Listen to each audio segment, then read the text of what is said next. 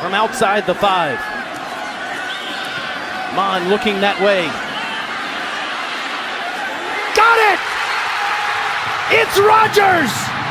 The Aggies win the game of the year! Need 6. First down at the 1-yard line. Ewers on the move, throws it back. Helm's got it. And Gunnar Helm dives for the end zone. And Texas, after a slow start, jumps on top.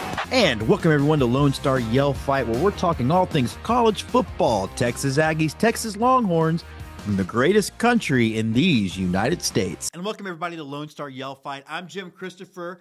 I think I'm your favorite Longhorn, and normally our favorite Aggie is here, but he's gallivanting all over America. So we've got second favorite Aggie. My second favorite Aggie, yeah. Reed Zimmerman's here. Reed, we're going to jump right into A&M South Carolina. First of all, what happened in the game?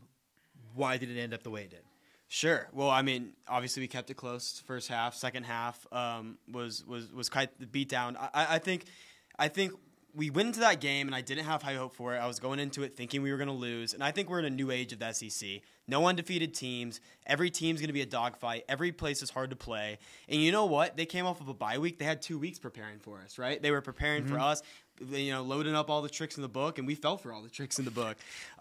So I think that we were coming off of a big win at home, and this was a game that was kind of just lined up for us to lose. Big thing that I saw, especially in the first half, was we could not get any defensive losses going. I mean, we had the quarterback wrapped a couple times, and I'll give that. It's a young quarterback. Young, he's big, he's strong. He got out to the outside multiple times and made plays. Yeah. But, I mean, we had him wrapped a couple times. And I think when you don't get those defensive losses and you let the team keep going on the field and you don't push them back at all, it makes them hard to stop. And yeah, wasn't the weirdest stat is there was no sacks at all until like halfway through the fourth quarter. Mm-hmm. So both quarterbacks weren't getting touched. Yeah.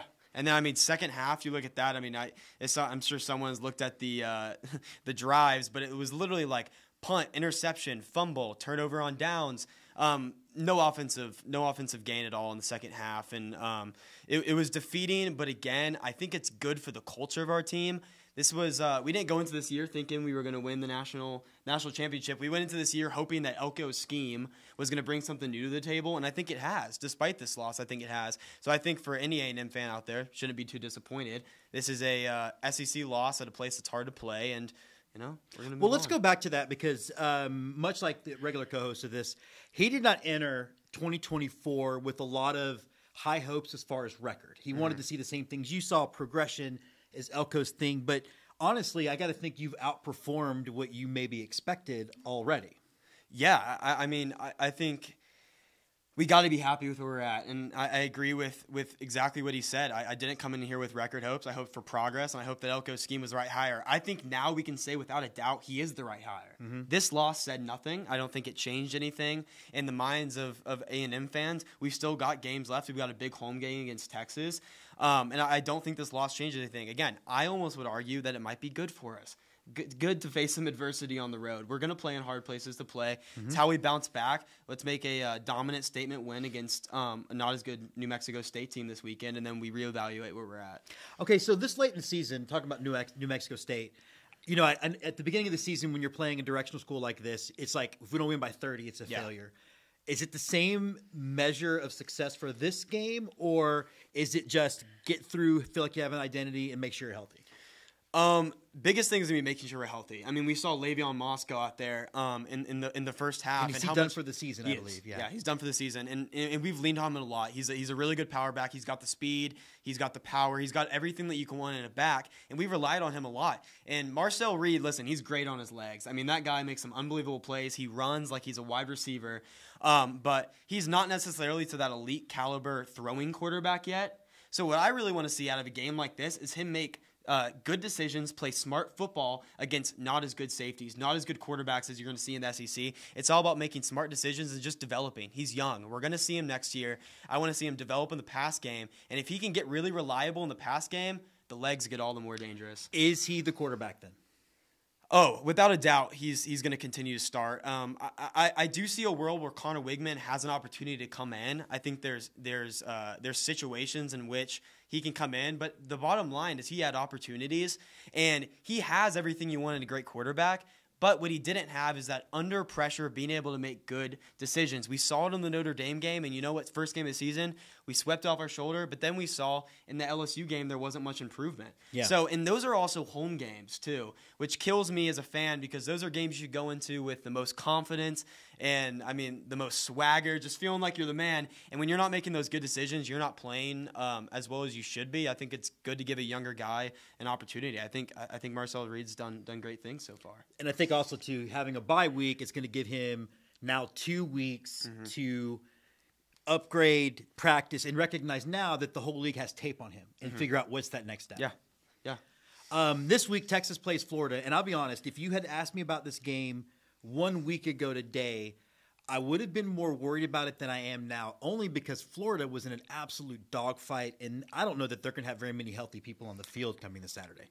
Yeah, I mean, Florida, I will see the one thing that I took away from that Florida game is the improvement that they've made on the line of scrimmages is unbelievable. I mean, they were good down in the trenches, which is something you didn't see early in the year. But when you're going to ride with a third-string quarterback the rest of the season, I mean, you saw the momentum shift when DJ Lagaway was in there doing his thing, playing great, immediately comes out different Florida offense. Yeah. But I think if they can do well in the line of scrimmage, they can maybe keep the game close to begin with. But at the end of the day, Florida is not going to score enough points in this game.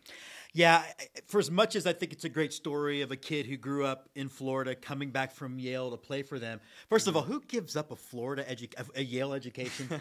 I mean, Florida's a great school. Yeah, that's football dreams. I guess. Boy, he looked like he played quarterback for Yale. Hey, I want to go over some specific games that we have ahead of us, too, because we've actually got a really good SEC slate this week. A couple of top 10, top 25 matchups. Parity in college football. What are your thoughts been on that?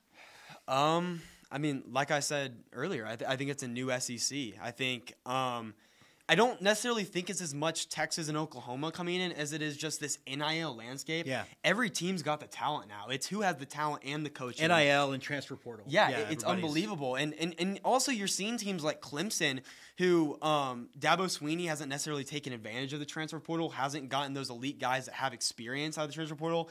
And when you don't adapt to these new ways of college football, you're going to get left behind. And don't get me wrong, great coach. He's proved himself to be a good coach. But at a certain point, the old antics, they're going to run out, and you got to adjust to the new game. Yeah, he's still coaching like, I'm going to get someone who wants to play for Clemson. Exactly. Going in, yeah. You got to find people who want to play for millions of dollars. Yeah, right. And Clemson. Yes. So looking at a couple of games, though, we do have Ole Miss and Georgia. Georgia's look pretty beatable. Ole Miss blew up was it Alabama this weekend? Arkansas this weekend. I can always like when Arkansas loses. Woo pig, you're bacon. Deal with it. Thoughts on that game? I did not expect that turnout. And if you look at it, it was really all Jackson Dart making big plays down the field. I think a big key for Georgia is to be able to do the same thing that they were able to do to Texas. That is, win on the defensive line, get pressure to Jackson Dart. And then another thing is going to be locking up those wide receivers. Unbelievable wide receiver talent at Ole Miss. If you lock up those guys like Georgia was able to lock up Isaiah Bonds, those electric players on Texas, I think you're going to find success. And another big thing, which I'm a big Jackson Dart fan. He's great at throwing the ball, but anytime he gets a little pressure and he has to roll out of the pocket, I never see him make big plays. He might try and run a little bit. I know there was a big fumble against Kentucky where he made a bad decision to run the ball nearing the end of the game, but big thing for him, making good decisions, getting guys who are open. I mean, it's going to be a dog Does fight. Georgia have a quarterback problem? Because I remember we talked about it at the Texas game, and both quarterbacks played not great. Yeah. But this is another 3-pick game for him. It's interesting because I almost don't want to call it a problem because they're winning. That's the issue. Fair. It's hard for me to call it a problem when they're finding ways to win. I mean, I would say that if Georgia does not average 3 interceptions a game, they win the national championship. I mean, the level of defense they're playing at right now is really, really phenomenal. And I think if Carson Beck can limit that, I think our head of school here at St. Michael's would be really excited to see him limit that. Okay, so I want to talk a little Big Ten before we go through some more of the big games. We talked about this offline. After this past Saturday, Oregon looks real to me.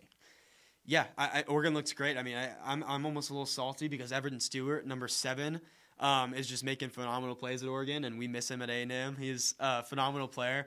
But, I mean, Oregon has everything you can want really in a team. They have the amazing talent, and that's evident with Dylan Gabriel, Evan Stewart, all the wideouts they have. Really, really deep wide receiver room. But also the coaching. I mean, Dan Lanning's phenomenal. He's proven himself against big situations like against Ohio State. But, I mean, Oregon's on the up.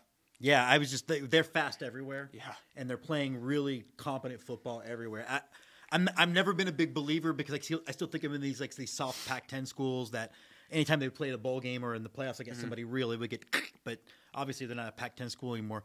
Alabama LSU, that's going to be one of the grudge matches of the weekend. Yep. Alabama's favored by 2.5. Both teams aren't what they used to be. Thoughts on that one? It's in Baton Rouge. It's in Baton Rouge, and it is a night game, I presume. So the Cajuns are going to be drunk. Okay. Yeah, so we've got a night game.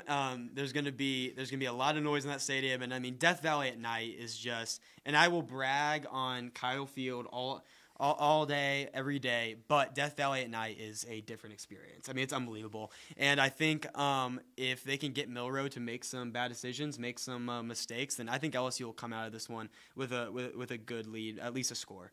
Okay. Last one before we talk. I want to talk a little about you personally for a second, but Miami. Are we finally back to the U? I mean, is it? I'll tell you what. I mean, Cam Ward has to be the swaggiest quarterback to ever grace it, except for Johnny Manziel, of course. But I mean, he acts like. I mean, it's like slow motion for him. It's pretty phenomenal to watch. Just complete composure in the pocket. I think that offense. I mean, they're allowing so many points to be scored on them. So the defense, if they were to limit the points, these games would be. I mean, these are all like second half comebacks too. Sure, yeah. If you look at Miami's schedule, even against like Cal Berkeley and stuff, they were down. Or it was close in the first half, and then later on, pretty dominant. But yeah, Cam Ward, that offense is legit. See if they can keep it going against a good team. Yeah, watching him because it was interesting because you brought Johnny Manziel, and I see more like I see the guy from South Carolina and Marcel Reed more that because you can see them work. Guy from Miami looks almost like Vince, young and back in the way, because it's like he glides and he just people bounce everything off is of him. just It's easy and it's unfair.